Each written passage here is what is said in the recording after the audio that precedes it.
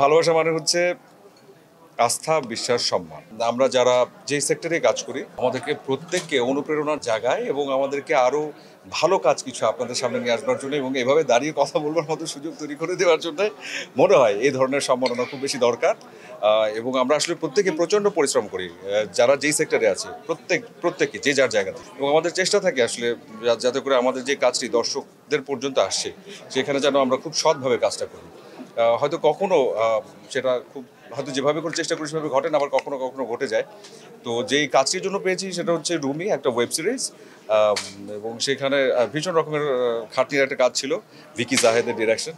তো ভালো লাগছে যখন দেখা যায় যে একটা নিজেদের কাজকে এভাবে করে আপনারা অ্যাপ্রিসিয়েট করেন, সম্মান জানান।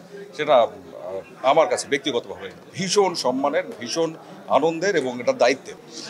যেই গল্পটা নিয়ে কাজ করছি সেই গল্পটাই আসলে অনেক এক্সাইটমেন্ট তৈরি করে।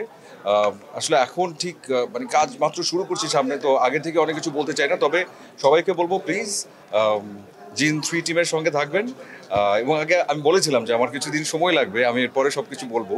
তো ঘোষণাটা আসলো যে আমরা শুরু করতে যাচ্ছি ঈদ উল ফিতরের একটা ছবি, এবং এর আগের ছবিটাকেও আপনারা ভালোবাসা দিয়েছেন, অ্যাপ্রিসিয়েট করেছেন, এবং এটা আমাদের কাছে বিশাল বড় পাওয়া, যে কারণে কিন্তু আমরা আসলে আবারও আরেক অংশ নিয়ে আসছি জিন 3। এবং আমার এখানে শুধু ফারিয়ার কথা বলবো না, ফারিয়া তো ডেফিনেটলি খুব ট্যালেন্টেড, খুব কোঅপারেটিভ একজন, কিন্তু সাথে আরও যারা যারা আছে সবাই খুব ডেডিকেটেড আর্টিস্ট, এবং আমরা সবাই মিলে রিহার্সাল করে প্রিপারেশন নিয়ে নামছি যাতে করে আপনাদেরকে ভালো কিছু দিতে পারি।